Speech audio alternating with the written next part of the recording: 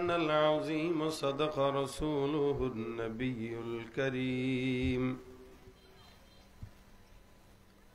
وقال النبي صلى الله عليه وسلم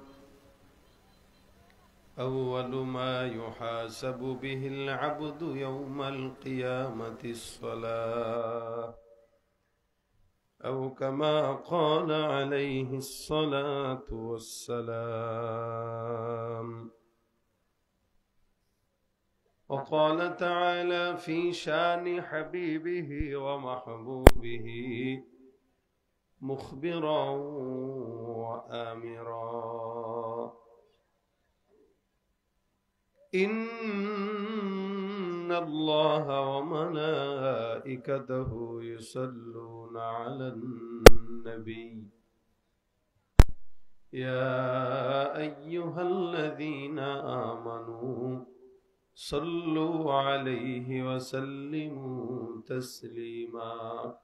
জবান খুলে সকলে দুরূদ শরীফ পড়ি। আল্লাহুম্মা সাল্লি আলা মুহাম্মাদিন ওয়া আলা আলি মুহাম্মাদ কামা সাল্লাইতা আলা ইব্রাহিম ওয়া আলা আলি ইব্রাহিম ইন্নাকা হামিদুম মাজিদ। اللهم بارك على محمد وعلى آل محمد كما باركت على إبراهيم وعلى آل إبراهيم إنك حميد مجيد। यहाँ हम सब मुसाफिर हों वही आखिर ठिकाना,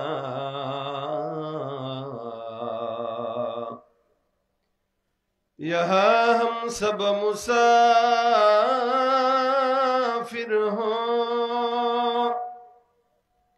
वही आखिर ठिकाना, कोई आगे रवाना है कोई पीछे रवाना। बलगल उला बिकमालिही कशफद्दुजा बिजमालिही हसनत जमीउ खिसालिही सल्लु अलैहि व आलिही। ज़बान खुले मोहब्बत जिक्र करी ला इलाहा इल्लल्लाह ला इलाहा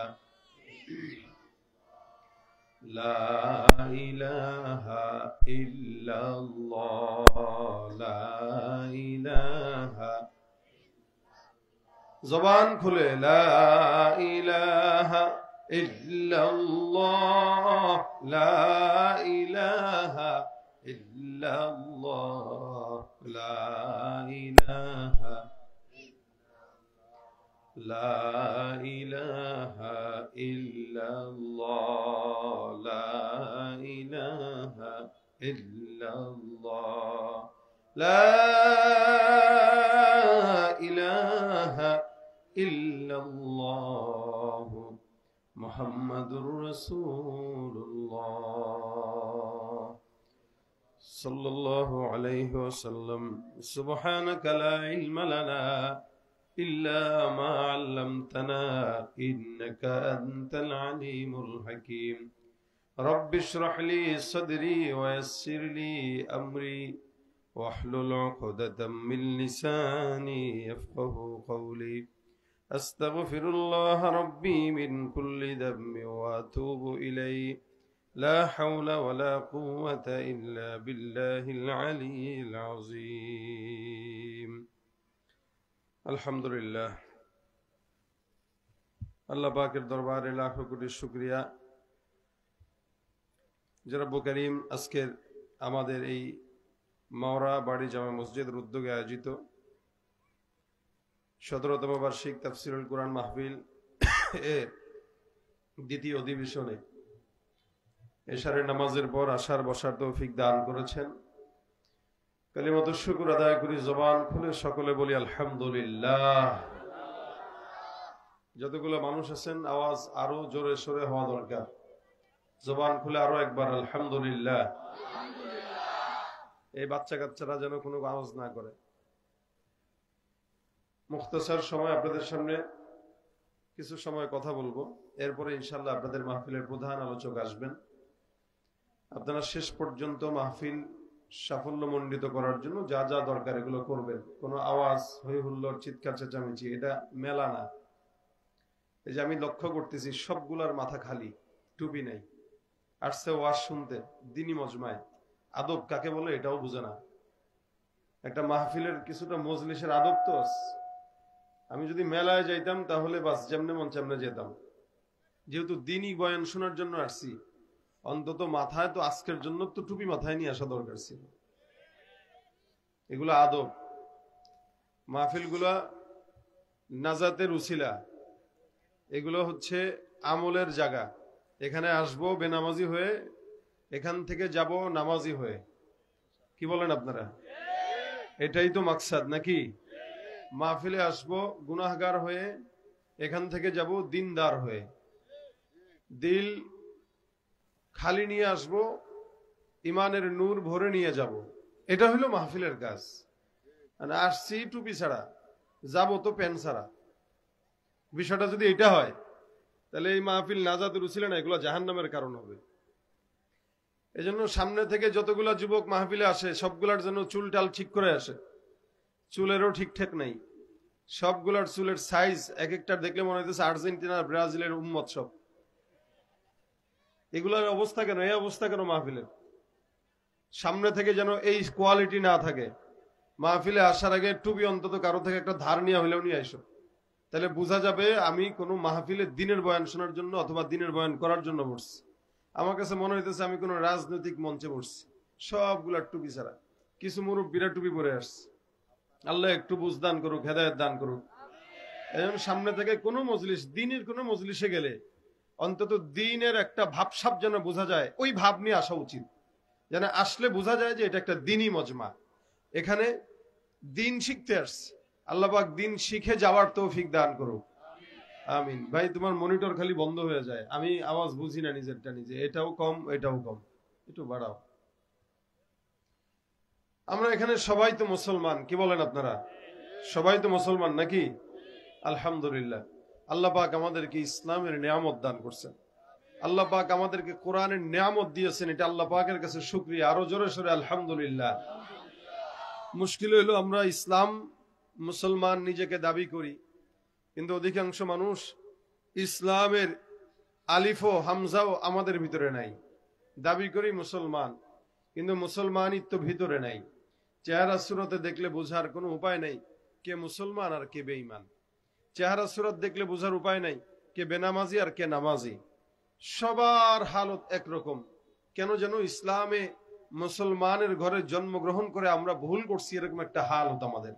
অথচ আল্লাহ পাককে কোনোদিন আমরা বলি নাই যে আল্লাহ আপনি আমাদেরকে মুসলমান বানান। আল্লাহ পাককে কখনো বলি নাই যে আল্লাহ আপনি আমাদেরকে নবীর উম্মত বানান। আল্লাহ আমাদেরকে মোহাব্বত করে ইসলাম দিয়েছেন, মুহাম্মদুর রাসূলুল্লাহর মতো একজন নবী দিয়েছেন। আলহামদুলিল্লাহ। আওয়াজ আরো খারাপ হইতেছে ভাই। এত সুন্দর একটা আয়োজনে সাউন্ডের কারণে যদি নষ্ট হয়, দোষ হবে বক্তার উপরে। পরে কেউ হুজুর আলোচনা করতে পারে নাই, কিন্তু আমি যে কেন পারি নাই, এই চুপচাপ আন্দাজে খালি ঠিকঠাক হয়। কি বুঝছো গোড়ার ডিম তোমরা ঠিক কইতেছো?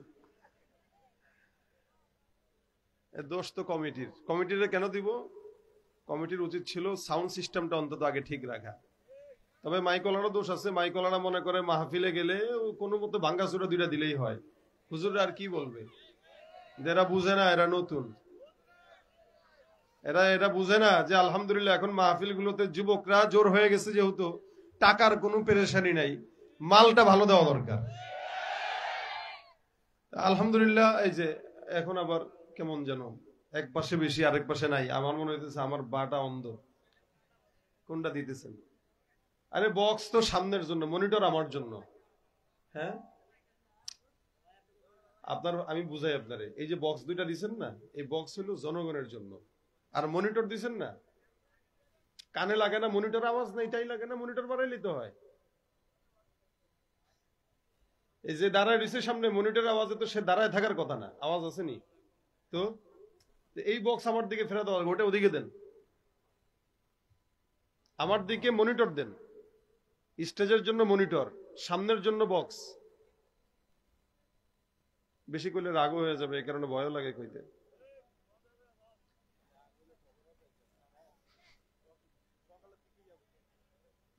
বক্স বাড়ান, ওই মনিটর বাড়ান, মনিটর বাড়ান। আপনি আনবেন XP4, আপনি কি বক্স নিয়ে আসছেন? এটা বাড়ান, এটা বাড়ান। এবার আপনার ওই যে ওই বক্স গুলা বাড়ান, ওই দুইটা বক্স বাড়ান, জনগণ যেন পায়। জনগণ যদি হরেনের আওয়াজই শুনে তাহলে বক্স আনলেন কেন? আপনারা ঠিক আছেন তো? আওয়াজ থাকবে তো? বুঝা শুনে, আন্দাজে না, ঠিক আছে? যখন যেটা দেওয়া দরকার তখন সেটা দেবো ইনশাআল্লাহ। কথা হয় নাই? জোরে, আরো জোরে। যদি আওয়াজ ঠিক থাকে ওয়াজও হবে, দুই একটা গজলও হবে। ওই যে মনিটরের জ্যাক ছুটা, এই জন্য মাঝে মাঝে ছাড়ে আর ধরে, মাঝে মাঝে ছাড়ে আর ধরে। হ্যাঁ, ছাইরা দিবেই তো, 2 নম্বর জিনিস। আপনি যে বক্সটা আনছেন এটা ভালো কোম্পানির না, চায় না। জ্যাকটা নাড়া দেন, ওই জ্যাকটা নাড়া দেন, জ্যাকটা নাড়া দেন আপনি, জ্যাকে সমস্যা। ওটা খুলে একটু মুছো, মুছে তারপর আবার দাও। এই পাশের যারা আছে এরা সবাই ভাই, কমিটিতে তো অনেক স্বেচ্ছাসেবক মাশাআল্লাহ। একটু প্রোগ্রামটাকে সুন্দর করে সাজান, একটু বসায় দেন। এই যুবকটা বসো এখান থেকে, সবাই বসো, সবাই রে বসায় দেন, সবাই রে বসায় দেন। এখানে বসে না কেন? ওয়াজও হবে, গজলও, কিন্তু আমার সহযোগিতা করতে হবে ইনশাআল্লাহ। আওয়াজ থাকবে জিহাদের ময়দানের মতো। রাজি আছো ইনশাআল্লাহ? যদি আওয়াজ জিহাদের ময়দানের মতো থাকে তাহলে ইনশাআল্লাহ যুবকরা এই সমাজ পরিবর্তন করেছে, এই সমাজের দায়িত্ব যুবকদের কাছেই যাবে ইনশাআল্লাহ। বাংলাদেশ আগের মতো আর নাই, তবে আমরা চাই আগের চেয়ে অনেক ভালো হোক, কি ঠিক না? এখনো আমরা শঙ্কিত। এই দেশের থেকে একদল চোরেরা বিদায় হয়েছে, তবে আমরা চাই না আবার কোনো দ্বিতীয় চোরদের কাছে আমাদের বাংলাদেশ যাক। সুতরাং যুবকরা যেভাবে দেশকে স্বাধীন করেছে, আমরা চাই আগামীর বাংলাদেশ কোরআন সুন্নাহ মোতাবেক চলুক। যুবকরা যদি দাঁড়িয়ে যায় ইনশাআল্লাহ এদেশে আর কোনো চোর চোরটা ঠাঁই পাবে না ইনশাআল্লাহ। দেশ স্বাধীনের জন্য যেভাবে লড়াই করেছি, ইমানের জন্য যদি আমাদেরকে ডাক চলে আসি, ইমানের জন্য আবার আমরা লড়াই করতে তৈয়ার হয়ে যাব। কারা কারা তৈয়ার হবে? লিল্লাহে তাকবীর, নারে তাকবীর। লড়াইয়ের ওই ময়দানেতে যেতে তোমাকে হবে, প্রয়োজনে সব রক্তটুকু জমিনেই ঢেলে দেবে। লড়াইয়ের ওই ময়দানেতে যেতে তোমাকে হবে, প্রয়োজনে সব রক্তটুকু জমিনেই ঢেলে দেবে। তবুও তোমায় লড়তেই হবে, মানিবে না পরাজয়। তবুও তোমায় লড়তেই হবে, মানিবে না পরাজয়। বিপ্লব মানে জীবন দেয়া, বসে থাকা নয়।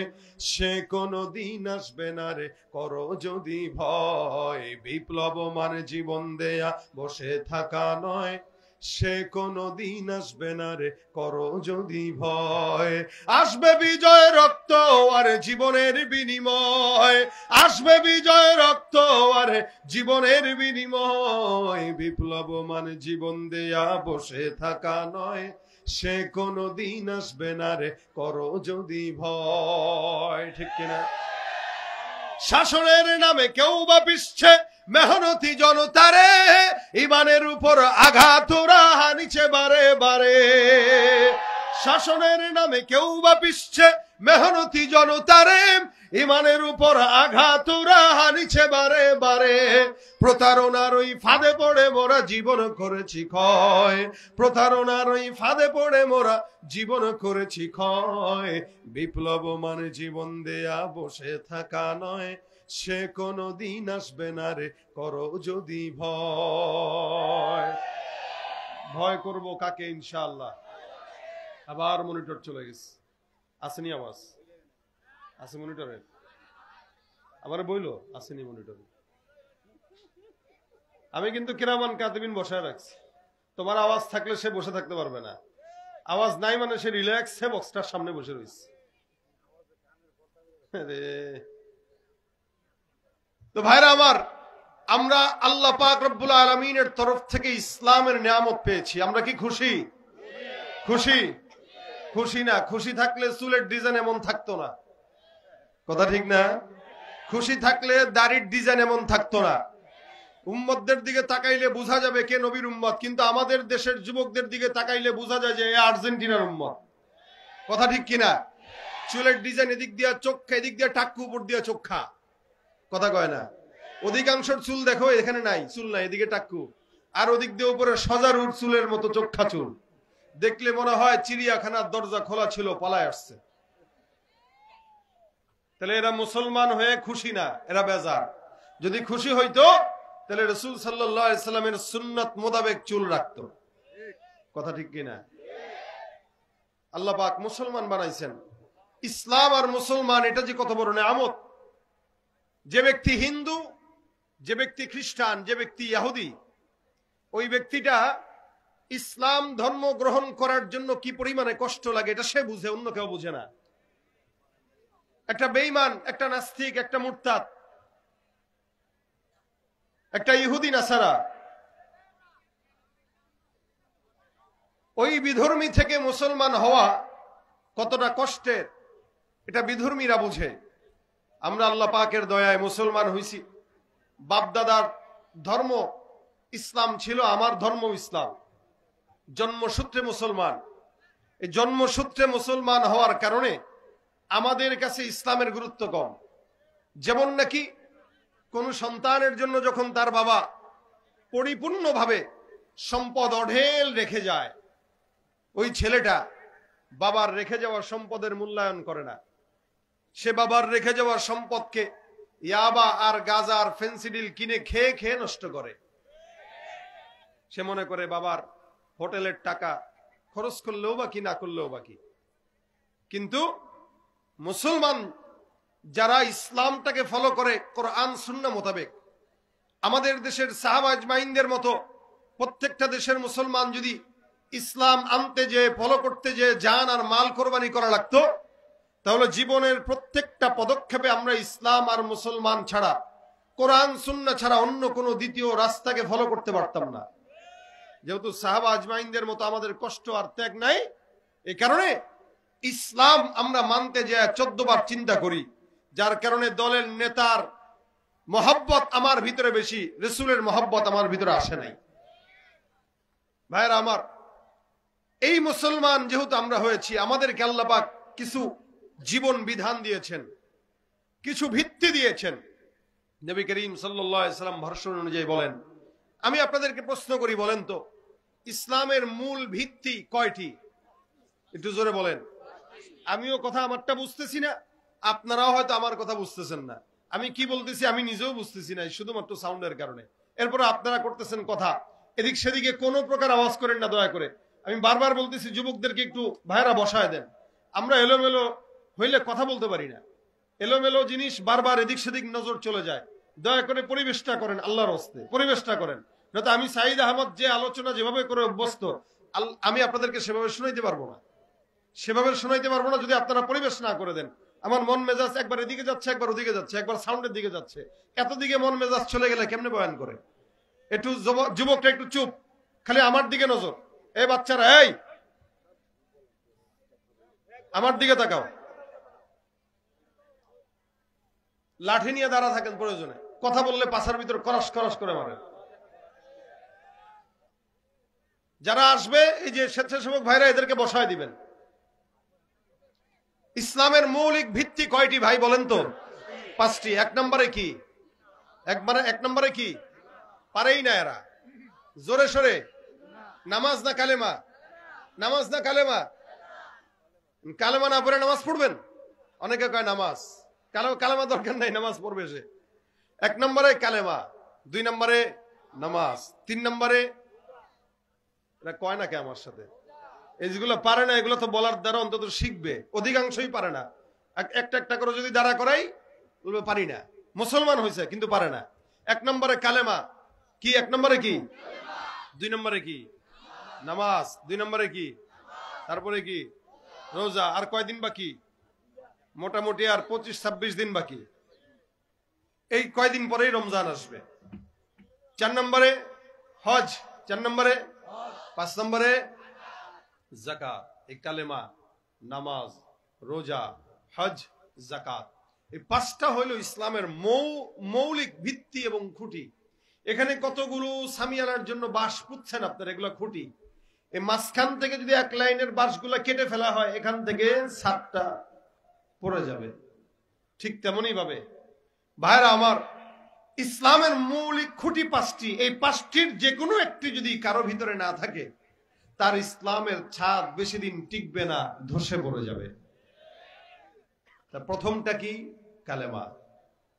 আল্লাহ পাক বলেন আল্লাযীনা ইউমিনুনা বিল গায়ব, ঈমানদার যারা। আল্লাহ পাক রব্বুল আলামিন বলেন আল্লাযীনা ইউমিনুনা বিল গায়ব, অদৃশ্যের প্রতি বিশ্বাস করার নাম ঈমান। অদৃশ্যের প্রতি বিশ্বাস করার নাম ঈমান। 1 নম্বরে বান্দা ঈমান আনবে। প্রত্যেকটা বান্দা যারা মুসলমান দাবি করে, ইসলামের মূল ভিত্তি হলো কালেমা, লা ইলাহা ইল্লাল্লাহ মুহাম্মাদুর রাসূলুল্লাহ। এই কালেমাটা পাঠ করে বান্দা একজন ইমানদার হয়, মুমিন হয়। ইমানদার বান্দার মৌলিক কারণ হলো, মৌলিক শর্ত হলো, মূল ভিত্তি হলো কালেমা। কালেমা পাঠ করার কারণে একজন বান্দা ইমানদার হয়। 2 নাম্বার, কালেমার নামাজের পরে মারপর বান্দার সর্বপ্রথম যে জিনিসটা মানা দরকার সেটা হলো নামাজ। আমার আল্লাহ পাক রব্বুল আলামিনের পয়গম্বরের সাহাবা আজমাইন যখন কালেমা পাঠ করতেন, এরা মুসলমান গ্রহণ করার পর, ইসলাম গ্রহণ করার পর, এরা সাহাবা আজমাইনরা পয়গম্বরের কাছে এসে যদি জিজ্ঞাসা করতেন, ইয়া রাসূলুল্লাহ, আমরা কালেমা পাঠ করছি, কালেমার পর আমাদের সর্বপ্রথম কোন কাজ দরকার? আল্লাহর নবী সাল্লাল্লাহু আলাইহি ওয়াসাল্লাম সাহাবা আজমাইনদেরকে ডাক দেয়া বলতেন, এ সাহাবা আজমাইনের দল, তোমরা যেহেতু কালেমা পাঠ করেছো, মুসলমান হয়েছো, ইমানদার হয়েছো, ইমানের পরে সর্বপ্রথম বান্দার জন্য যেই কাজটা সেটাই হলো নামাজ। এখন ইমান আনার পর তোমরা তোমাদের নামাজটাকে পরিচ্ছন্ন করো, তোমরা তোমাদের নামাজ প্রতিষ্ঠা করো, নামাজ আদায় করো। যেহেতু আজকের মাহফিলটা মাওরা বাড়ি জামে মসজিদের উদ্যোগে, আরেক ভাই আমাকে দিয়ে গেলেন নামাজ আর সুদের ব্যাপারে কিছু বলতে। তার মানে আপনাদের এলাকায় নামাজের অবহেলা অনেক বেশি আছে, আর সুদের কারবার তো নাই বললেই চলে। আছে না নাই? শুধু এই এলাকায় না, সব জায়গায় সুদ। শুধু সুদ না, এখন সুদ মানুষ খায়, ইবাদত মনে করে খায়। সুদের টাকাও খায়, আবার এটা সুদ না, এটা ইন্টারেস্ট। কি নাম দিয়ে দিছে? ইন্টারেস্ট। নাম দিয়ে দিছে মুনাফা। নাম পরিবর্তন করে করে খায়। নাম পাল্টায় দিয়া খাইলেই কি হারাম জিনিস হালাল হয়? নাম পাল্টায় দিয়া খাইলেই কি যৌতুক আর গিফট হয়? নাম পাল্টায় দিয়া খাইলেই কি ঘুষের টাকা হাদিয়া হয়? যেগুলো নাম পাল্টায় দিয়ে খায় তাদেরকে বলবো, আপনারা যদি মনে করেন নাম পাল্টায় দিয়ে খাইলে জায়েজ হয়, তাহলে তো পেট খারাপ হলে যেটা বেরোয় সেটা ডাউল মনে করে খাইতে পারবেন, জায়েজ হয়ে যাবে। কথা ঠিক না? নাম পাল্টায় দিয়ে খাইলে হারাম কোনোদিন হালাল হয় না। তার মানে সুদের কারবারি এলাকায় চলে, আর বেনামাজি তো আছেই আমাদের দেশে। ফজরের নামাজের দিকে যদি কেউ তাকায়, তাহলে মনে হয় এদেশে কোনো মুসলমান নাই, সব নাস্তিক। কারণ ফজরের নামাজে মুসল্লি হয় মাত্র 5 জন কিংবা 7 জন। কি বলেন? ফজরের নামাজের দিকে তাকাইলে মনে হয় সব নাস্তিক মুরতাদ বাংলাদেশে ভরা। আর জুমার নামাজের দিকে তাকাইলে মনে হয় না, এদেশে মুসলমান ভরা। কেন? জুমার নামাজে 5 তলা বিল্ডিং পর্যন্ত ভরে যায়, আর ফজরের নামাজে 5 জন মানুষ মুসল্লি হয় না। নামাজ কি শুধুমাত্র জুমার নামাজটাই ফরজ করেছেন? কথা কয় না। আল্লাহ কি শুধু জুমারটাই ফরজ করেছেন? না, আল্লাহ পাক রব্বুল আলামিন শুধুমাত্র জুমার নামাজ না, 5 ওয়াক্ত নামাজ প্রত্যেকটা মুসলমান নর নারীর জন্য নফল করছেন, সুন্নত করছেন না ফরজ করেছেন? ফরজ। এই জন্য আল্লাহ পাক রব্বুল আলামিন বলেন প্রত্যেকটা ঈমানদার মুমিনের জন্য নামাজটা ফরজ। উতলু মা উহিয়া ইলাইকা মিনাল কিতাব ওয়া আকিমিস সালাহ। আল্লাহ পাক রব্বুল আলামিন বলেন নামাজটা তোমরা প্রতিষ্ঠা করো। নবী, তোমাকে আমি ওহী দিলাম, নামাজ প্রতিষ্ঠার জন্য আদেশ দিলাম। ইন্নাস সালাতা তানহা আনিল ফাহশাই ওয়াল মুনকার। নামাজ যখন কোন বান্দা প্রতিষ্ঠা করবে, আল্লাহ পাক রব্বুল আলামিন বলেন নামাজ এমন একটা ইবাদত যে ইবাদতটা বান্দার সমস্ত ফাহিশা মুনকার গুনাহ থেকে বান্দাকে হেফাজত করে। ইমানের পরে সর্বপ্রথম কাজ হইল নামাজ। ইমানদার তো আমরা সবাই নিজেকে দাবি করি। নবী করিম সাল্লাল্লাহু আলাইহি ওয়াসাল্লাম বলেন, একজন ইমানদার আর একজন বেঈমানের মধ্যে পার্থক্য যদি দেখতে চাও তাহলে তার নামাজের দিকে তাকাও। ইমানদাররা নামাজ আদায় করে, বেঈমানরা নামাজ আদায় করে না। একজন ঈমান আর বেঈমানের মধ্যে সর্বপ্রথম পার্থক্যটাই হলো নামাজ। ইমানদার বান্দা 5 ওয়াক্ত নামাজ পড়ে ফজর থেকে ইশা পর্যন্ত, আর বেঈমান বান্দাকে নামাজের কথা বললে তার মাথা গরম হয়ে যায়। কোন মানুষ যদি তাকে নামাজের জন্য দাওয়াত দেয়, ওই বান্দার নামাজের দাওয়াতটা পছন্দ হয় না, যার কারণে মুমিন বান্দা নামাজ ঠিকমতো আদায় করে না। আল্লাহ নবী বলেন, ইমানদার বান্দা নামাজ পড়বে, বেঈমান বান্দা নামাজ পড়বে না। স্টেজে উঠলে খালি দাবি করলেই হয় না যে আমি 70 রাকাত তাহাজ্জুদ পড়ি। দাবি করছে 70 রাকাত পড়ে, 80 রাকাত পড়ে, দাবি করে মুসলমান, দাবি করে ঘুম থেকে উঠলে যায় নামাজ খুঁজি, তাসবিহ খুঁজি, কোরআন খুঁজি, কিন্তু ওদিক দিয়া ইসলাম আর মুসলমানদের উপর আঘাত দেয়, নির্যাতন করে, জুলুম করে। তার মানে বোঝা গেল নামাজ দাবি করলেই হয় না। একটা বান্দার চেহারার দিকে তাকাইলেই বোঝা যায় কে নামাজি আর কে বেনামাজি। ইমানদারের চেহারার ভিতরে সিজদার আলামত দেখা যায়। আল্লাহ পাক ডাক দিয়া বলেন, সীমাহুম ফি বুজুহিম মিন আসারিস সুজুদ। ইমানদার যারা, রাসূলের সাহাবা আজমাইনদের হালত ছিল, ইমানদারের হালত হইল ইমানদাররা যখন নামাজ আদায় করবে, ইমানদারদের নামাজ পড়ার কারণে তাদের চেহারার ভিতরে নামাজের সিজদার নূর প্রকাশ করে দিবেন কে? ভাইরা আমার, আল্লাহ পাক রব্বুল আলামিন বলেন, নিশ্চয়ই আল্লাহ পাক রব্বুল আলামিন নামাজটা এমন একটা ইবাদত করেছেন, নামাজ যখন কোন ইমানদার বান্দা পড়ে, আল্লাহ পাক রব্বুল আলামিন বলেন সমস্ত অন্যায় আর গুনাহ থেকে ওই বান্দাকে নামাজ থেকে হেফাজত করে।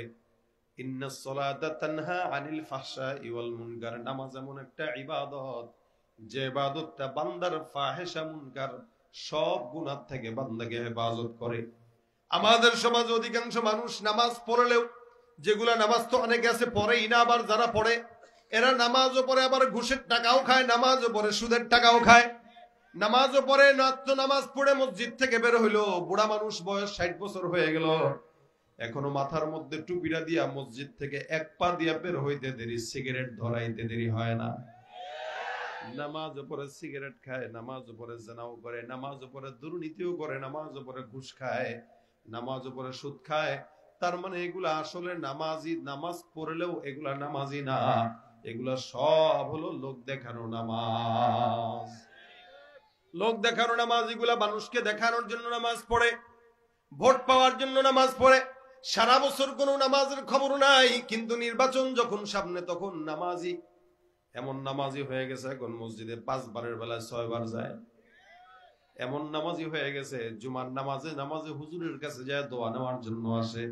আসলে এগুলা একটাও নামাজি না, এগুলা সব হলো ভোট পাওয়ার ধান্দা। বড় গলায় কয় কথা, রাতারাতি হয় নেতা, বড় গলায় কয় কথা, রাতারাতি হয় নেতা, আকাম কুকাম সব করিয়া গড়ে নেতায় আস্তানা। আসলে সব পেট পূজা আর ভোটটা নে আর বাহানা। আসলে সব পেট পূজা আর ভোটটা নে আর বাহানা। বড় গলায় কয় কথা, রাতারাতি হয় নেতা, বড় গলায় কয় কথা, রাতারাতি হয় নেতা, আকাম কুকাম সব করিয়া গড়ে নেতায় আস্তানা। আসলে সব পেট পূজা আর ভোটটা নে আর বাহানা। ঠিক কিনা? ভোট পাওয়ার জন্য যেই নামাজ, ওই নামাজ কি জান্নাতে নিবে? কথা কয় না, নিবে? ভোট পাওয়ার জন্য যেই নামাজ, ওই নামাজ ভোট পাওয়ায় লাগলেন, জান্নাত পাওয়ায় না। ব্যবসায় সফল হওয়ার জন্য যেই নামাজ, ওই নামাজ ব্যবসায় সফল হওয়ায় কিন্তু জান্নাত পাওয়ায় না। এই কারণে আল্লাহ পাক রব্বুল আলামিন বলেন সব নামাজি নামাজি না। আল্লাহ পাক বলেন, আরাআইতাল্লাযী ইউকাযযিবু বিদ্দীন ফাযালিকাল্লাযী ইয়াদউল ইয়াতীম ওয়ালা ইয়াহুদ্দু আলা তুআমিল মিসকিন ফাওয়াইলুল লিল মুসাল্লিন। আমার আল্লাহ পাক রব্বুল আলামিন বলেন কিছু নামাজি তাদের ধ্বংস, কিছু নামাজিদের জন্য দুর্ভোগ। কেন দুর্ভোগ বলে? কিছু কিছু নামাজি আছে যারা নিজেদেরকে নামাজি বলে কিন্তু একটাও নামাজি না। এই সমস্ত নামাজিরা নামাজ পড়লেও তাদের নামাজ তাদের জন্য জাহান্নামের কারণ। তারা নামাজ পড়ে ভোট পাওয়ার জন্য, তারা নামাজ পড়ে ধান্দাবাজি করার জন্য। নামাজ যদিও দেখে, নামাজ যদিও পড়ে, আল্লাহ পাক বলেন এদের নামাজ এদেরকে জান্নাতে নয়, এদের নামাজ তাদেরকে জাহান্নামে নিবে। কেন? আল্লাযীনা হুম ইউরাউন, এরা সবগুলা বান্দাকে দেখানোর জন্যই নামাজ আদায় করে। কেউ তাকে নামাজি বলবে, কেউ তাকে হাজী সাহেব বলবে, কেউ তাকে দানবীর বলবে। মানুষ থেকে ডাক শোনার জন্য ওই বান্দারা ইবাদত করে। আমার আল্লাহ পাক রব্বুল আলামিন কোরআনে বান্দাকে জানায় দিলেন, শুনো, নামাজ যদি পড়ো, কুরবানি যদি করো, দান যদি করো, হায়াত যা আছে, মওত যা আছে, সমস্ত কিছু কার জন্য হবে?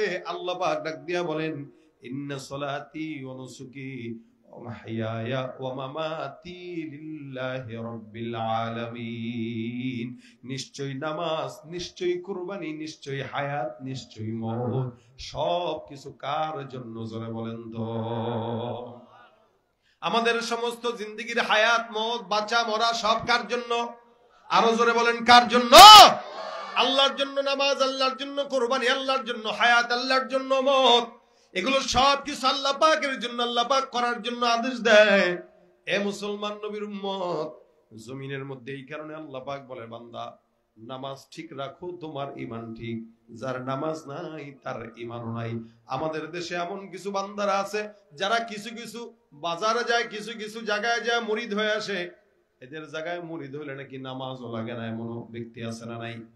মনে রাখবেন, যেই পীর, যেই বাবা আপনাকে নামাজ লাগে না এই কথা বলে, ওইটা আসল নয়, ওইটা ভণ্ড। মুসলমান হওয়ার পরেও যারা নামাজ পড়ে না তারা মুসলমান না মুনাফিক? বলেন না জোরে, কি? আল্লাহ বলেন, ওয়ামিনান নাসি মান ইয়াকুলু আমান্না বিল্লাহি ওয়া বিল ইয়াউমিল আখিরি ওয়া মা হুম বিমুমিনিন। মানুষের মধ্যে এমন একদল বান্দা আছে যারা নিজেরা নিজেদেরকে মুমিন দাবি করবে, কিন্তু আল্লাহ বলেন এরা মুমিন না। এগুলো সব হলো বেঈমান, এগুলো সব হলো ভণ্ড, এগুলো সব হলো মুনাফিক। জোরে বলেন ঠিক কিনা? তুমি রমজান এলে রাখো না রোজা, দিনকে করো আঘাত, পয়সা কড়ির নেই তো অভাব, দাও না তো যাকাত। তুমি রমজান এলে রাখো না রোজা, দিনকে করো আঘাত, পয়সা কড়ির নেই তো অভাব, দাও না তো যাকাত। তুমি ইমানদারির বড়াই করো, নেই তোমার ঈমান, তুমি ইমানদারির বড়াই করো, নেই তোমার ঈমান। তুমি কেমন মুসলমান, তুমি কেমন মুসলমান? নামাজের সাথে নাই পরিচয়, মানো না কোরআন। নামাজের সাথে নাই পরিচয়, মানো না কোরআন। তুমি কেমন মুসলমান, তুমি কেমন মুসলমান? পারেন না আপনারা? কথা কয় না। আওয়াজকে বোঝা যায়? বুঝেননি আওয়াজ? আমার আওয়াজকে বোঝা যাচ্ছে? আওয়াজ দিয়ে একসাথে, কেমন মুসলমান তুমি? তুমি সুদের টাকায় প্রাসাদে গড়ো, ঘুষ ছাড়ো না, দিন দুঃখী না খেয়ে মরে খবর রাখো না। সুদের টাকায় প্রাসাদে গড়ো, ঘুষ ছাড়ো না, দিন দুঃখী না খেয়ে মরে খবর রাখো না। তুমি ঘুষ খেয়ে অবিচার করো, সাজিয়া প্রধান, তুমি ঘুষ খেয়ে অবিচার করো, সাজিয়া প্রধান। তুমি কেমন মুসলমান, কেমন মুসলমান? নামাজের সাথে নাই পরিচয়, মানো না কোরআন। নামাজের সাথে নাই পরিচয়, মানো না কোরআন। তুমি কেমন মুসলমান, তুমি কেমন মুসলমান? মুসলমান দাবি করে অধিকাংশ মানুষ, যাদের ভিতরে ইসলাম নাই, নামাজও নাই। নবী বলেন, ইমানদার আর বেঈমান চিনার জন্য আলামত হলো তারকুস সালাহ। যে নামাজ ছেড়ে দেয় ওই বান্দা বেঈমান, যে নামাজ ধরে ওই বান্দা ইমানদার। এ মুসলমান, এই কারণে আল্লাহ পাক রব্বুল আলামিন বান্দাকে কালেমার পরে সর্বপ্রথম যেই জিনিসটা দিয়েছেন সেটা নামাজ।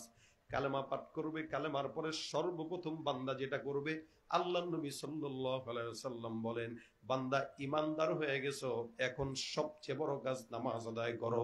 সাহাবা আজমাইন নামাজ আদায় করতেন, নবী করিম সাল্লাল্লাহু আলাইহি ওয়াসাল্লাম নামাজ পড়তেন।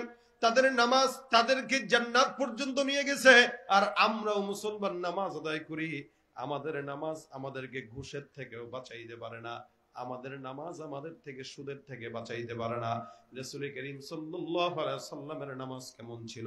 আমার পয়গম্বর একবার নামাজ আদায় করেন, সাহাবা আজমাইন পিছনে নামাজে ইক্তেদা করেন। নামাজের পর সাহাবা আজমাইন, পয়গম্বর সাল্লাল্লাহু আলাইহি সাল্লামের একটা আদত ছিল, নামাজ যখন আল্লাহর নবী পড়াইতেন, নামাজের পর রাসূল করিম সাল্লাল্লাহু আলাইহি সাল্লাম সাহাবা একরামদের দিকে ফিরে বসতেন। কোন সাহাবীর যদি কোনো প্রশ্ন থাকতো নবীকে বলতো, নবী সাহাবা একরামদের প্রশ্নের জবাব দিতেন। আবার কেউ যদি কোনো স্বপ্ন দেখতো, নবী জিজ্ঞাসা করতেন কারো কোনো স্বপ্ন আছে কিনা, আমার কাছে বলো। সাহাবা আজমাইন নবীকে স্বপ্ন বলতেন, নবী স্বপ্নের জবাব দিতেন। আবার কোনো প্রশ্ন থাকলে প্রশ্ন বলতেন, নবী প্রশ্নের জবাব দিতেন।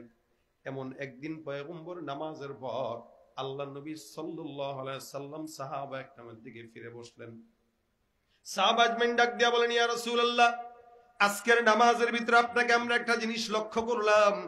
আমরা নামাজের ভিতরে আপনাকে আর চোখে চোখে তাকায় দেখলাম, নামাজের মধ্যে আপনি যেন কি ধরবেন অথবা খাইতে যান। রাসূল করিম সাল্লাল্লাহু আলাইহি সাল্লাম বলেন, এ সাহাবা আজমাইনের দল, আমি নামাজের মধ্যে কোনো কিছু ধরতে গেছি, খেতে গেলাম, তোমরা কেমনে বুঝলা? সাহাবীরা আরজ করলেন, বিতাহরিকি লিহিয়া, আপনার দাড়ি মোবারক নড়াচড়া করছে, আমরা নামাজের মধ্যে লক্ষ্য করলাম। ইয়া রাসূলুল্লাহ, নামাজে আপনি কি কিছু করতে গেলেন কিনা আমাদের একটু বলেন। নবী করিম ডাক দেয়া কয়, সাহাবা আজমাইনের দল, আমি যখন নামাজের মধ্যে দাঁড়াইলাম, আমি নামাজের হালতে আল্লাহ পাক রব্বুল আলামিনের সামনে যখন আল্লাহর কোরআন থেকে তেলাওয়াত করলাম, আমি নামাজের মধ্যে খুশু খুজু এতটা গভীরে গেছে, নামাজের ভিতরে আমার আল্লাহ আমাকে চোখের সামনে জান্নাতের নিয়ামত গুলো আমার চোখের সামনে তুলে ধরেছে। নামাজের ভিতরে আমি তাকায় দেখলাম জান্নাতের নিয়ামত আমার চোখের সামনে হাজির। আমি অনুভব করতেছিলাম, আমি চিন্তা করলাম একবার নিয়ামত গুলো ধরবো আর একবার ছাড়বো, কিন্তু না না, জান্নাতের নিয়ামত জান্নাতের জন্য রেখে দেই। যার কারণে আমি পয়গম্বর নামাজের মধ্যে আবার একবার সামনে যা একবার পিছনে আসি। রাসূল করিম সাল্লাল্লাহু আলাইহি সাল্লামের নামাজ ছিল, নামাজের মধ্যে আল্লাহর নবী জান্নাতের নিয়ামত দেখতেন। আর আমাদের নামাজের মধ্যে আমরা মসজিদের সামনে যত ক্যালেন্ডার আছে সব ক্যালেন্ডার মোতালার পড়া শেষ হয়ে যায়। আমরা মসজিদে নামাজের ভিতরে দাঁড়াই দোকানের হিসাব মিলাই, আমরা মসজিদে নামাজের মধ্যে দাঁড়াই কোন জায়গায় কোন এলাকায় ভোট পাওয়া যায় সেই হিসাব মিলাই। আমরা নামাজের ভিতরে কোন জায়গায় কার সঙ্গে কোন 2 নম্বরে করে ব্যবসা করব সেই হিসাব মিলাই। আমাদের নামাজ যেমন আমাদের জান্নাত হবে তেমন। নামাজ যদি হয় 2 নম্বর, তাহলে আল্লাহ পাকের জান্নাত তো মিলবেই না। আল্লাহ নবী বলেছেন, মিফতাহুল জান্নাতিস সালাহ, নামাজ এটা জান্নাতের চাবি। যদি আপনি দোকানে নির্দিষ্ট তালা লাগাইলেন, চাবি উল্টা পাল্টা নিয়ে খোঁচাইলেন, কিয়ামত পর্যন্ত খোঁচাবেন, ওই তালা আপনার ওই চাবি দিয়ে খুলবে না। ঠিক তেমনি ভাবে জান্নাতের জন্য যে নির্দিষ্ট নামাজ আছে, ওই নির্দিষ্ট আল্লাহর ভয়ের নামাজ যতক্ষণ না নিবেন ততক্ষণ জান্নাতের তালাও খুলবে না, খোঁচায় যাবেন, লাভ হবে না। আর যদি ইখলাস ওয়ালা নামাজ নেন, কোন নামাজ? আল্লাহ পাক বলেন, কদ আফলাহাল মুমিনুন আল্লাযীনা হুম ফি সালাতিহিম খাশিউন। আল্লাহ পাক ডাক দিয়া বলেন, মুমিনরা সফল কাম। কোন সব মুমিনরা? যারা তাদের নামাজের মধ্যে যত্নবান, যারা তাদের নামাজে খুশু খুজু রাখে।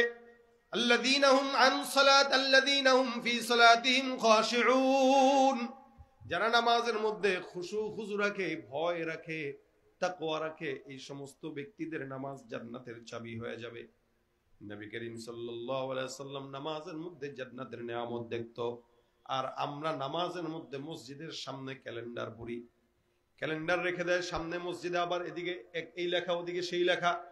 আল্লাহর বান্দা নামাজ পড়তে দাঁড়াইলো, সূরা ফাতিহা নামাজে তেলাওয়াত করতেছে, তেলাওয়াত করতে করতে হঠাৎ মসজিদের সামনে নজর গেছে, তাকায় দেখে লেখা আছে মাওরা বাড়ি জামে মসজিদের নামাজের সময়সূচি।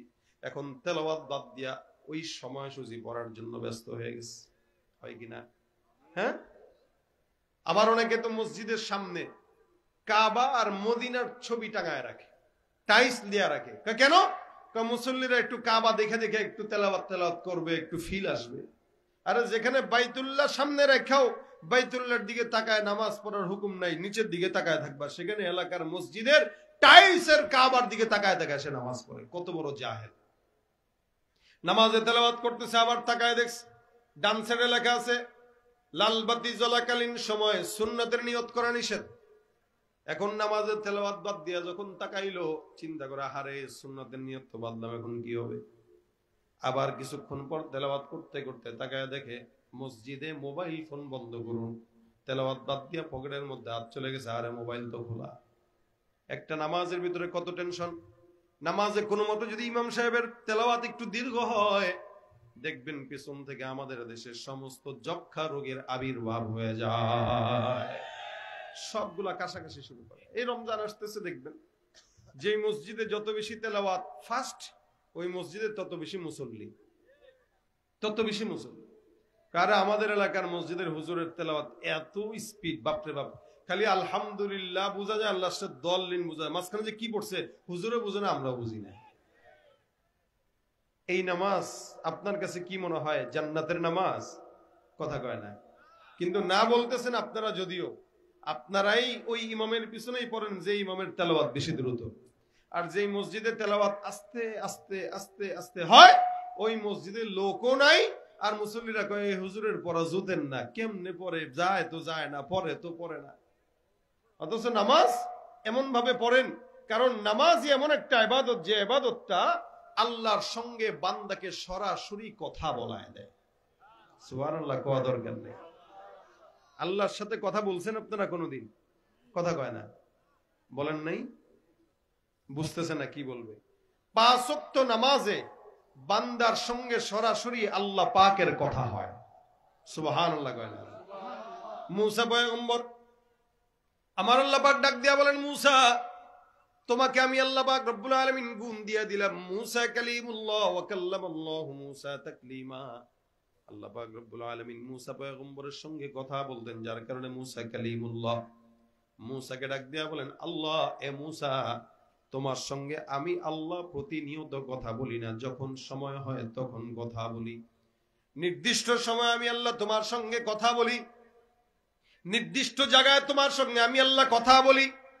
এ মুসা, তুমি কি জানো এমন একদল জাতির জমিনের মধ্যে আমি প্রেরণ করব, যে সমস্ত জাতিকে আমি আল্লাহ পাক রব্বুল আলামিন নির্দিষ্ট সময় নয়, নির্দিষ্ট জায়গায় নয়, ওই বান্দা যখন আমি আল্লাহর সঙ্গে কথা বলতে চাইবে, আমি আল্লাহ ওই বান্দার সঙ্গে তখনই কথা বলবো। তবে আমি আল্লাহ আর বান্দার মাঝখানে কোনো পর্দা থাকবে না, সরাসরি কথা বলবো। আল্লাহ বান্দার সঙ্গে সরাসরি কথা বলবেন। মুসা নবীর সাথে আল্লাহর কথা হইতো, তবে মাঝখানে পর্দা থাকতো 70টা হাজার নূরের পর্দা। সুবহানাল্লাহ। আর আল্লাহ আমাদের সঙ্গে কথা বলবে, কোনো পর্দা নাই। মুসা নবী কয়, আল্লাহ ওরা কারা? আল্লাহ পাক ডাক দিয়া বলেন, তারা আখিরি নবীর উম্মত। তারা নামাজে যখন দাঁড়ায় দাঁড়ায় তেলাওয়াত করবে আলহামদুলিল্লাহি রাব্বিল আলামিন, আমি আল্লাহ ওই বান্দার আলহামদুলিল্লাহর জবাবে বান্দাকে আমি আল্লাহ বলবো হামিদানি রব্বি। বান্দা একটা করে আয়াত সামনে যাবে, আর আমি আল্লাহ নামাজে বান্দার সঙ্গে কথা বলবো, জবাব দিয়া দিয়া। সুবহানাল্লাহ।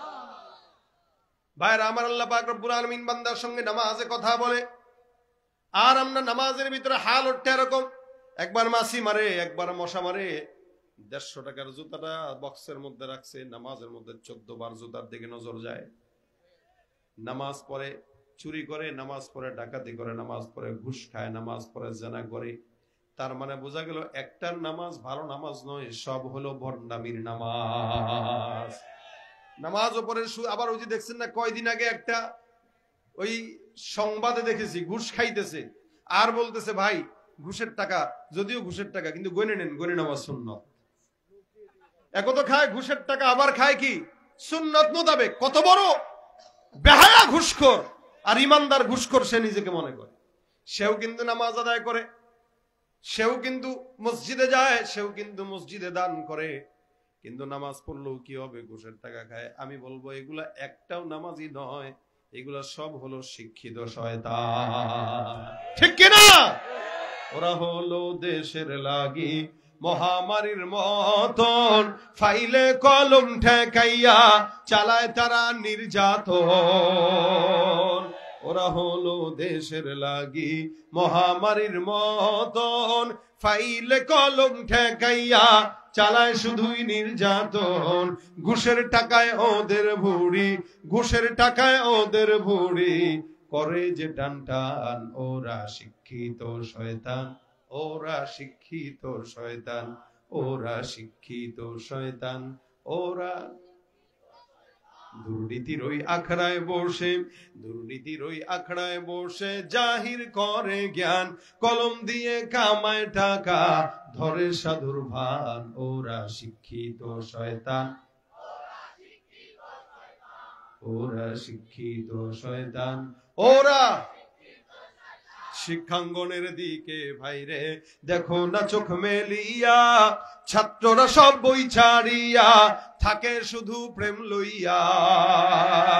শিক্ষাঙ্গনের দিকে ভাইরে দেখো না চোখ মেলিয়া, ছাত্ররা সব বই ছাড়িয়া থাকে শুধু প্রেম লইয়া।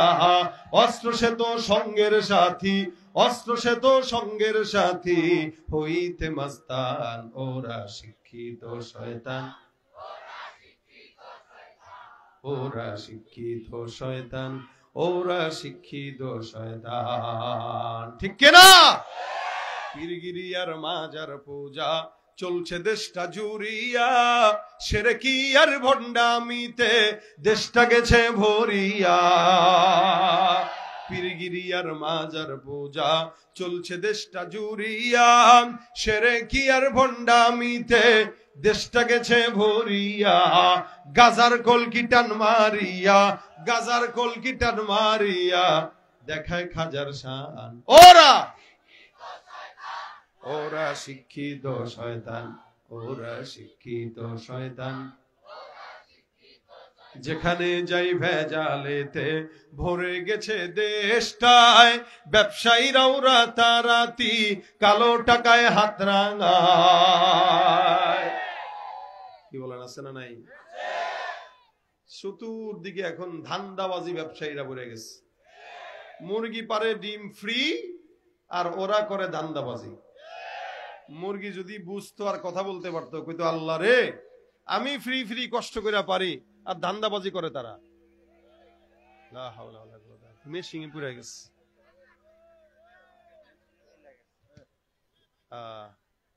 কি উন্নত মানের সাউন্ড আনছেন আপনারা, কঠিন উন্নত মানের সাউন্ড আনছেন, আমাদের দুর্বল বানাইছে। কি বক্স শেষ? বক্স নাই, জ্বলে গেছে? ভাই দোয়া করেন, দোয়া আল্লাহ সহজ করুক। আমিন কোন? বসেন বসেন, যারা দাঁড়ানো আছেন বসে যান। সঙ্গীত হবে? কথা কয় না, হবে? মুরগি যদি কথা বলতে পারতো, কইতো ভাই প্রত্যেকটা ডিমের পরিবর্তে আমারে 5 টাকা করে দিবা, তাহলে ডিম পারবো। এখন আমরা কি মুরগিরে টাকা দেই? এই যে ফুলকপি, ফুলকপি কয়েকদিন ধরে দেখছি 4টা নাকি 10 টাকা। কৃষকরা করে কষ্ট, ওদের সময় অনুযায়ী ওরা দাম বাড়ায়, আবার ওরা দাম কমায়। আমাদের দেশের প্রবাসী ভাই যারা, এই প্রবাসীরা যে দেশে আসবে, এমন অবস্থা বিমানের সিন্ডিকেট শুরু হয়ে গেছে। 50,000 টাকার টিকিট এখন 2 লাখ টাকায় পাওয়া যায় না। বাংলাদেশ, আমরা এরকম দুর্নীতিবাজের বাংলাদেশ চাই নাই। নতুন বাংলাদেশ এই কারণে স্বাধীন করা হয় নাই। এই জন্য প্রত্যেকটা সিন্ডিকেট বন্ধ করে দেওয়া দরকার। যারা প্রবাসীদেরকে, ওমরা যাত্রীদেরকে ফ্লাইটের দাম বাড়ায়, তারা কখনোই আমাদের বন্ধু না, ওরা স্বৈরাচারের দোষর। ঠিক কিনা যারা কয়? এই জন্য আন্দোলন করে তুলবেন।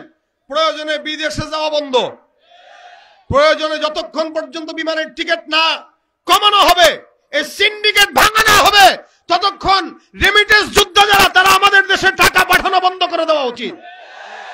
যতক্ষণ ফ্লাইটের দাম কমানো না হবে, দেশে আসা এবং যাওয়া বন্ধ করে দেওয়া উচিত। আমরা যাই বলেই তারা খায়া বাঁচতে পারে।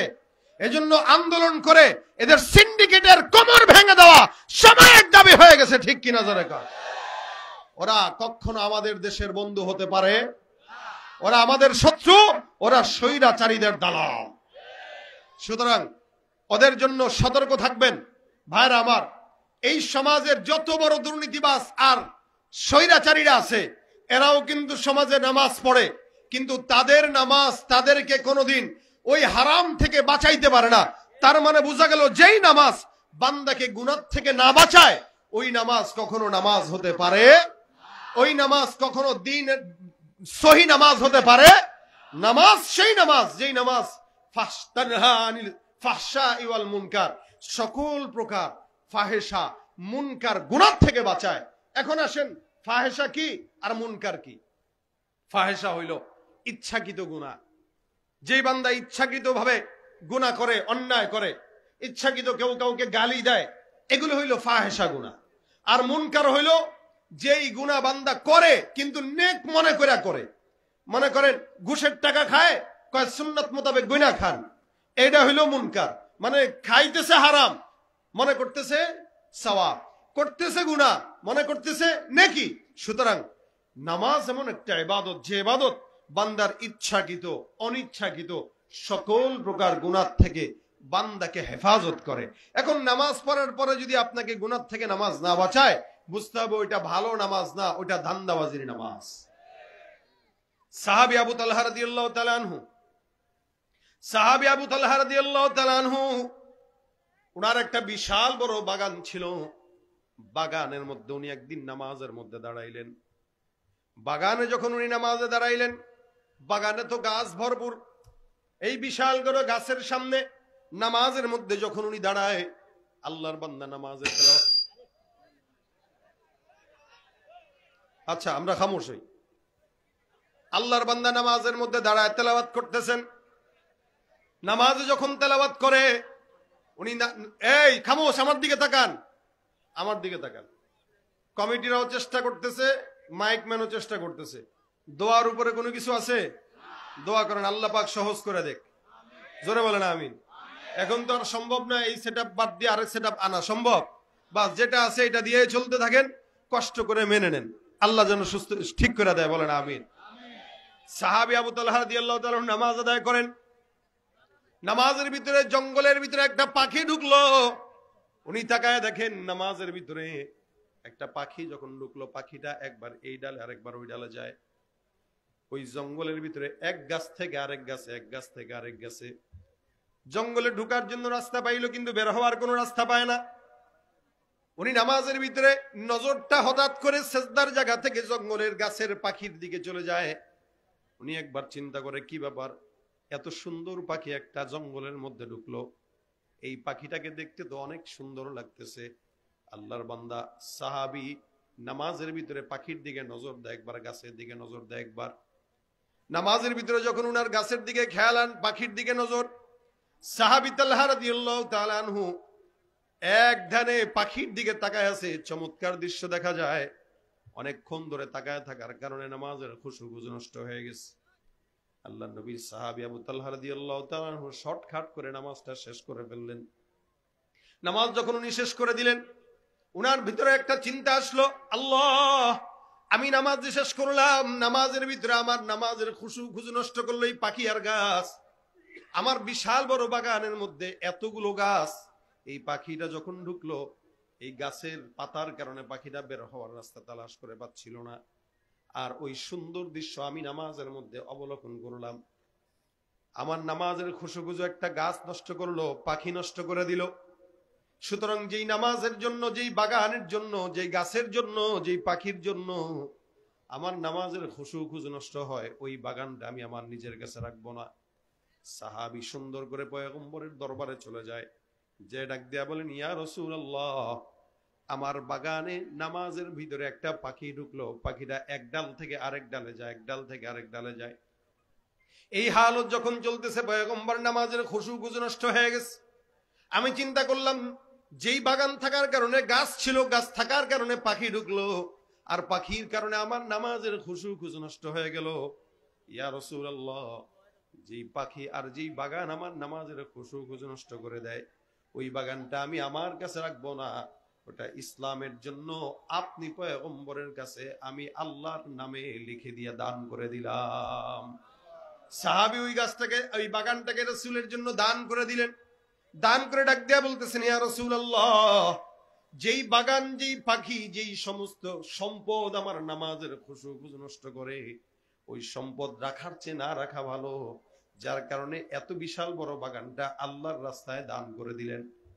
সাহাবী একটা বিশাল বড় বাগান নামাজের খুশু নষ্ট হওয়ার কারণে দান করে দেয়, আর আমরা 150 টাকার জুতাকে পাহারা দেওয়ার জন্য নামাজের খুশু নষ্ট করে দেই।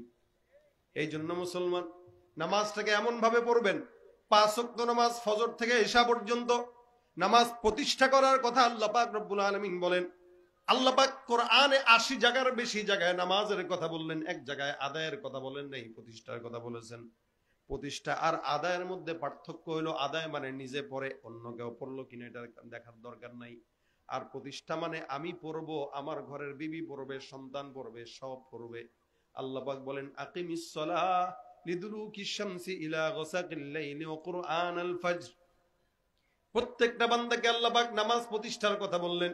এই কারণে রাসূল করিম সাল্লাল্লাহু আলাইহি ওয়াসাল্লাম বলেন, তোমরা নামাজটা 7 বছর যখন বাচ্চার বয়স হয়ে যায়, তোমরা তখন থেকেই বাচ্চাকে নামাজের জন্য তাগিদ দাও। যখন বাচ্চার 10-11 বছর হয়ে যায়, বাচ্চাকে নামাজের জন্য তোমরা বেশি বেশি জোরাজুরি করবা। কারণ কি, নামাজের হিসাব এমন একটা হিসাব, সবকিছুর হিসাব আল্লাহ পাক পরে নিবে। নবী বলেন, আউয়ালু মা ইউহাসাবু বিহিল আবদু ইয়াউমাল কিয়ামাতিস সালাহ। কিয়ামতের ময়দানে সর্বপ্রথম আল্লাহ পাক বান্দার নামাজের হিসাব গ্রহণ করবেন। সুবহানাল্লাহ। এই জন্য ডাকের সাথে সাথে হাইয়া আলাস সালাহ, ডাকের সাথে সাথে কোথায় যাব? মসজিদে। ইযা নুদিয়া লিস সালাতি মিন ইয়াউমিল জুমআহ ফাসআউ ইলা যিকরিল্লাহি ওয়া দারুল বাই'। নামাজের জন্য যখন ডাকা হয়, দোকানপাট বন্ধ করে, ব্যবসা বাণিজ্য বন্ধ করে, সবকিছু বন্ধ করে সোজা আল্লাহর ঘর মসজিদের দিকে চলে যাও।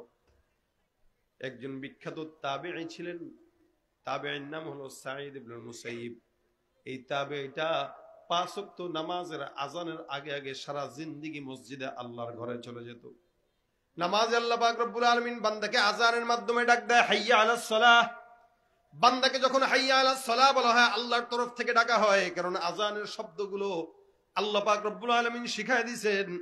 এক সাহাবী ঘুমের ভিতরে স্বপ্ন দেখছে, রাসূলের সঙ্গে সাহাবা আজমাইনদের মজমা বসছে। এক সাহাবী কয়, হুজুর, আজানের জন্য যখন সময় হবে বান্দাকে ঘন্টা বাজায় ডাকা হবে। নবী বলেন, না, ঘন্টা বাজানো যাবে না। আরেক দল কয়, হুজুর, পাহাড়ের চূড়ায় আগুন জ্বালায় দিবেন, তার মানে বোঝা যাবে আজানের সময় হয়ে গেছে। নবী বলেন, না। আরেক সাহাবী রাত্রেবেলা ঘুমাইলো, স্বপ্ন দেখে আল্লাহু আকবার, আল্লাহু আকবার, আজানের শব্দগুলা কে জানি তারা আজান দিয়া শুনাইতেছেন।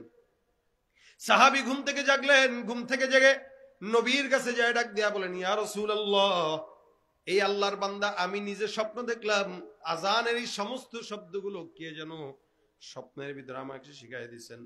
নবী ডাক দিয়া কয়, এ সাহাবায়ে, আজকের থেকে এই আজানের শব্দগুলো দিয়েই প্রত্যেকটা বান্দাকে 5 ওয়াক্ত নামাজের জন্য ডাকা হবে। সুতরাং তখন থেকে আল্লাহু আকবার, আল্লাহু আকবার এই আজানের ধ্বনির মাধ্যমে বান্দাকে ডাক দেওয়া হয়। আল্লাহ পাক রব্বুল আলামিন বলেন, এই আজান দিয়া বান্দাকে ডাক দেই, হাইয়া আলাস সালাহ, কল্যাণের পথে, নামাজের পথে আসো।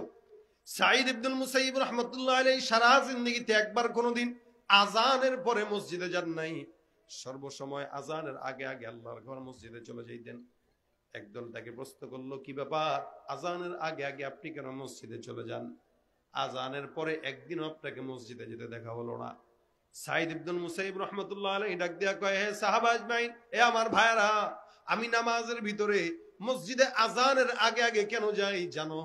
কারণ আজানের মাধ্যমে তো আল্লাহ পাক রব্বুল আলামিন বান্দাকে ডাক দেয়। আল্লাহর ঘর মসজিদে আল্লাহর মতো একজন মালিক আমার মতো না খান্দা বান্দাকে ডাকবে তারপরে যাব, এটা হতে পারে না। যার কারণে আল্লাহ পাক ডাকার আগে আগে আমি আল্লাহর ঘর মসজিদের দিকে আগায় যাই। আল্লাহ ডাকবে কেন, আমি আল্লাহর ঘরে আগে চলে যাব। আর আমাদের হাল হইল, আজান হয়ে গেছে, জামাত দাঁড়ায় গেছে, কোনো মতে 3 রাকাত যায় ধরি।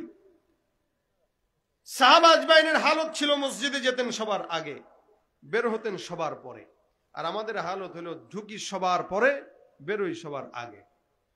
সালাম একটা থেকে আরেকটায় ফিরাইতে দেরি হয়, ছুটতে দেরি করে না, দৌড় দিয়ে আরেক জায়গায় চলে যায়। মনে হয় কেউ তারা পিটাইতেছে মসজিদে, তাড়াতাড়ি বের হও, তাড়াতাড়ি বের হও, তাড়াতাড়ি। আর যুবকরা তো নামাজ পড়েই না। যুবকরা মনে করে 50 বছর 60 বছর হইলে পরে নামাজ পড়বো, যখন বয়সটা একটু চুল টুল পাকবে তখন নামাজ পড়ব, এটা যুবকরা মনে করে। কিন্তু যুবকরা এটাও জানে এই সমাজে 70-80 বছরের মুরব্বীরা বেঁচে থাকে, কিন্তু যুবকেরা, অধিকাংশ যুবক অল্প বয়সেই জমিন থেকে চলে যায়, হুন্ডা অ্যাক্সিডেন্টে মারা যায়, অথবা রাজনৈতিক কোন্দলে মারা যায়, অথবা অন্যান্য কোনো ঝামেলায়, না কোনো ঝামেলায় যুবকদের মৌত বেশি হয় মুরব্বীদের চেয়ে।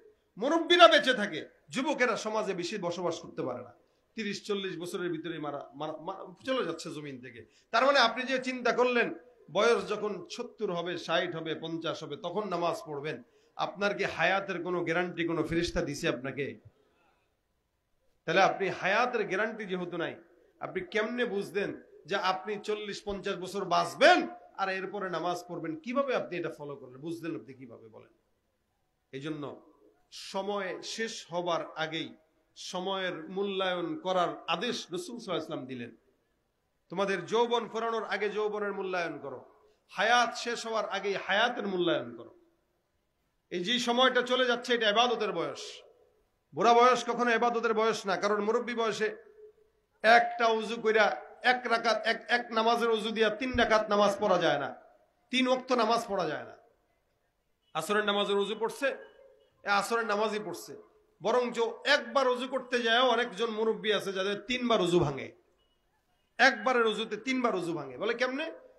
হাত ধুইলো, মুখ ধুইলো, নাকে পানি দিল, বাস উযু শেষ। আবার মাথা মাসে টাসে করে পা ধুইতে যাবে, আবার উযু শেষ। কেন? বয়স হইলে মানুষের নিজের প্রতি কোনো কন্ট্রোল থাকে না। আর যুবক বয়স হইলে আসরের নামাজের ওযু দিয়া মোটামুটি এশার নামাজ পর্যন্ত পড়া যায়। কি বলেন আপনারা? যৌবন বয়সের ইবাদতের ব্যাপারে কারণ রাসূল সাল্লাল্লাহু আলাইহি ওয়াসাল্লাম বলেন, সাবআতুন ইউযিল্লুহুমুল্লাহ, আল্লাহ পাক 7 প্রকার মানুষকে আল্লাহ পাকের আরশের নিচে ছায়া দিবে, যেদিন অন্য কোনো ছায়া থাকবে না। কিয়ামতের ময়দানে প্রত্যেকটা মানুষের মাথার 1 বিঘা উপরে সূর্য থাকবে। আল্লাহর নবী সাল্লাল্লাহু আলাইহি ওয়াসাল্লাম বলেন, ওই দিন আল্লাহ পাক রব্বুল আলামিন বান্দাকে আল্লাহর আরশের নিচে ছায়া দিবেন। কাকে? বলে এক প্রকার যুবক যারা তাদের যৌবনটা আল্লাহ পাকের ইবাদতে সময় লাগাইছে, আর 2 প্রকার ওই ব্যক্তি যার দিলটা আল্লাহর ঘর মসজিদের সঙ্গে সব সময় ছিল। সুবহানাল্লাহ। অর্থাৎ ফজরের নামাজের পর থেকে সে অপেক্ষা করে কখন জোহরের ওয়াক্ত আসবে, জোহরের নামাজ পড়ার পরে অপেক্ষায় থাকবে কখন আসরের ওয়াক্ত হবে, আসর নামাজ পড়ার পরে অপেক্ষায় থাকে কখন মাগরিবের ওয়াক্ত হবে, মাগরিবের পরে অপেক্ষায় থাকে কখন এশার ওয়াক্ত হবে। এই করে করে আল্লাহর বান্দা সবসময় মসজিদের দিকেই তার দিলটাকে ফেরত দেয়, ওই দিলটা মসজিদের সঙ্গেই জুড়ে থাকে। রাসূল বলেন, ওই প্রকার মানুষের সঙ্গে আল্লাহ পাক আরশের নিচে, তাদেরকে আল্লাহর আরশের নিচে ছায়া দিবে যারা তাদের অন্তরটা মসজিদের সঙ্গে লাগায় দিচ্ছে। তার মানে যুবকদের যদি নামাজের প্রতি গুরুত্ব থাকে আর মসজিদের দিকে যদি খেয়াল থাকে, প্রত্যেকটা যুবক আল্লাহ পাকের আরশের ছায়ায় স্থান পাবে ইনশাআল্লাহ। এই জন্য নিয়ত করেন 5 ওয়াক্ত নামাজ, 5 ওয়াক্ত নামাজ জামাতের সঙ্গে আদায় করব ইনশাআল্লাহ। নামাজ এটা শুধুমাত্র হুজুরদের জন্য ফরজ না, নামাজ আমার জন্য যেমন ফরজ আপনাদের জন্য তেমন ফরজ, প্রত্যেকটা মুসলমান নর নারীর জন্য ফরজ। আল্লাহ পাক ফরজ করেছেন এবং এটা প্রতিষ্ঠা করার কথা বলেছেন।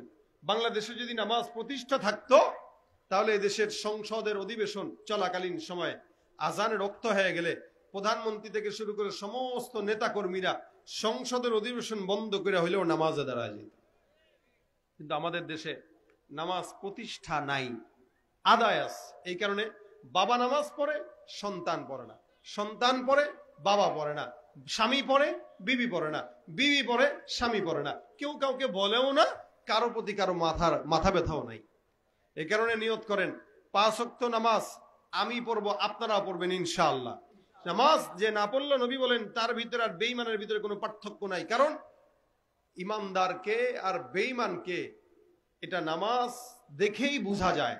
যার নামাজ আছে তার ঈমান আছে, যার নামাজ নাই তার কি নাই? ঈমান।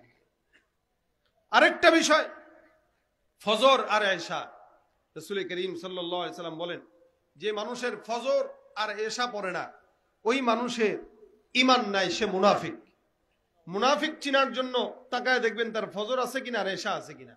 দেখবেন মুনাফিকরা ফজরের নামাজের সময় ঘুমায়, সবগুলা মুনাফিক ঘুমায়। এই কারণে ফজরের নামাজ যাওয়ার পড়তে যাবেন, দেখবেন ফজরের নামাজের আবহাওয়াটা অনেক চমৎকার আবহাওয়া থাকে, সুন্দর আবহাওয়া থাকে, পবিত্র আবহাওয়া থাকে। ফজরের আবহাওয়াটা স্বচ্ছ পরিচ্ছন্ন, আলাদা বরকতময়। কেন জানেন? কারণ ফজরের নামাজের ওয়াক্তে কোনো প্রকার মুনাফিকের